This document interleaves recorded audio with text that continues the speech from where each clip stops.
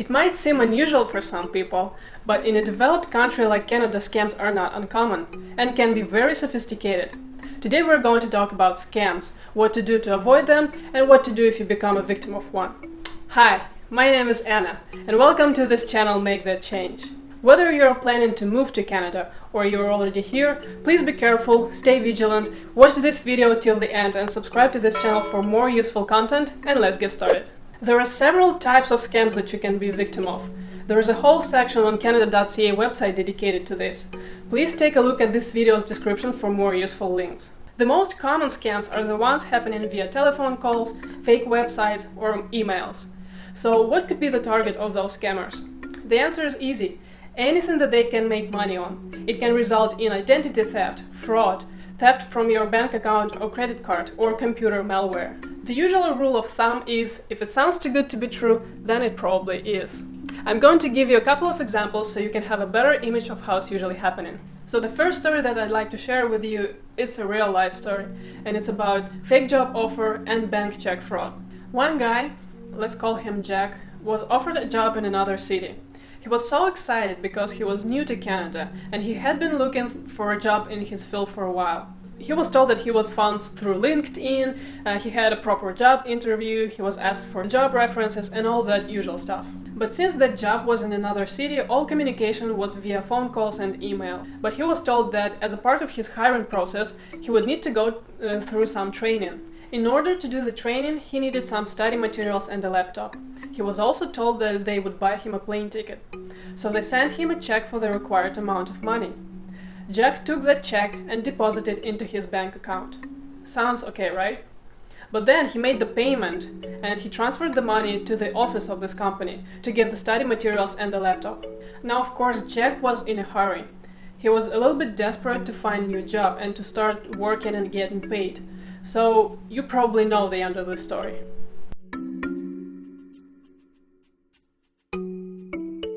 Once Jack checked his bank account, he saw that something was wrong. It turned out that the check he was sent was fake and the money was never deposited on his account. So it turned out that he paid for the training material and the laptop out of his pocket. It's pretty obvious, but he never received any training material or laptop. Upon further investigation, it was discovered that there is no employer in another city. His money was stolen. The moral of the story is, no headhunter or employer would ever ask you to pay for anything. The mistake here is obvious. That guy was new to Canada, he didn't know how everything works, he was a little bit too desperate and in a hurry, and just too trusting. Honestly, I don't know if he managed to get his money back. But unfortunately, using fake checks is one of the most common scams in Canada. So to avoid check frauds, you should make sure you know who you are accepting checks from. Don't use any money from that check unless it's being cleared by the financial institution the check is being drawn from. It usually takes around 5 business days. Use checks less often and opt for electronic payments and wire transfers.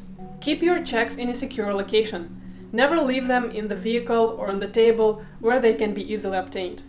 Reconcile your bank statements as soon as you receive them and report any discrepancies immediately. If you suspect your checks may be lost or stolen, notify your bank immediately. My personal advice is just stay away from checks. It's easier. Let's move on to example number 2.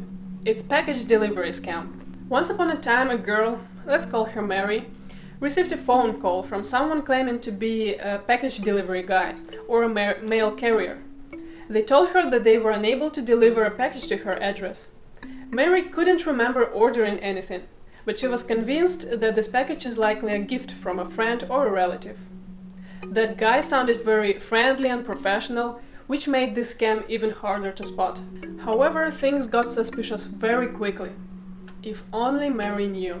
The caller asked Mary to verify her personal information or to provide her credit card information to reschedule the delivery.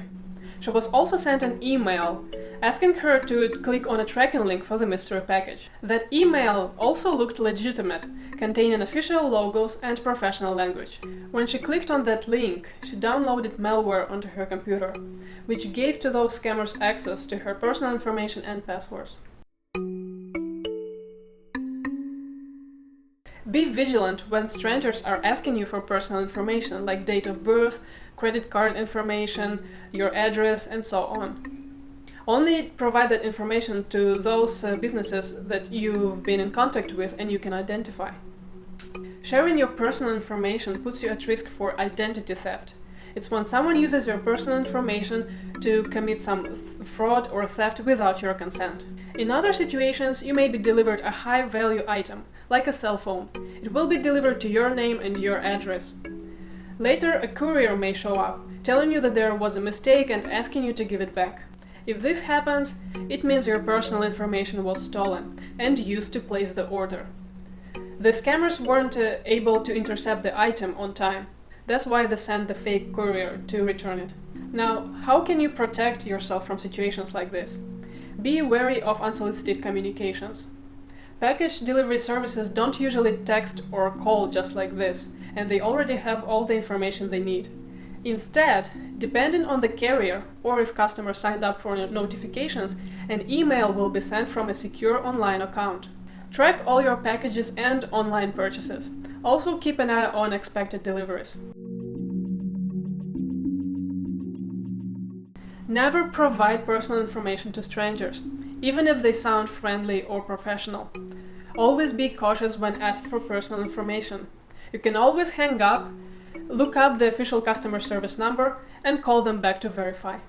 Always verify the sender before you click on any links. Never click on any links in unsolicited emails. If a courier unexpectedly shows up at your doorstep, asking you to return a package that was mistakenly sent to you, don't do it.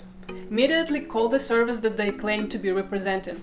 Also call your bank to report credit card theft, get a new credit card and change all your passwords. Get in touch with the official retailer and arrange for the item to be sent back. Always ensure personal documents like bank statements are not lying around and shred them before throwing them away. Now let me list you other examples of scams. Romance scams using dating apps. I advise you never send money to someone you've never met. Always meet in person before giving away any personal information or sensitive information. Wire fraud or spear phishing. Cyber criminals always intend to steal data from your computer for malicious purposes. Or they can try to make you install malware on your computer and block it. Then they will start blackmailing you for money in order to unblock your computer and all the data on it. Fake CRA phone calls. It's a classic scam. You get threatening phone calls from a CRA telling you that you've done something horrible.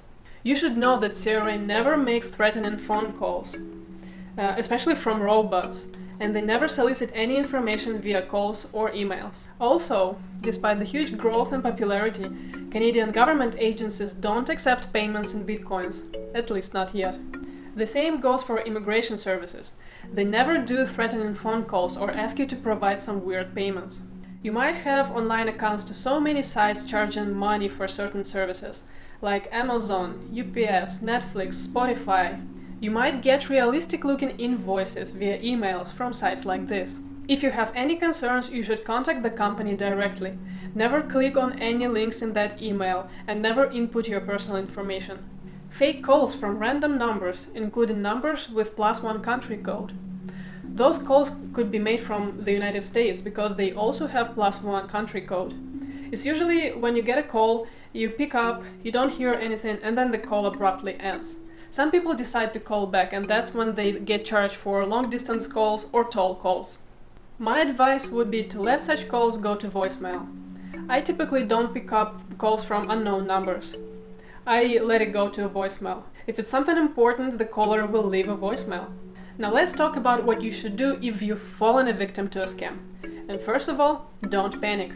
If you realize you're a victim of spear phishing, stop using your computer immediately.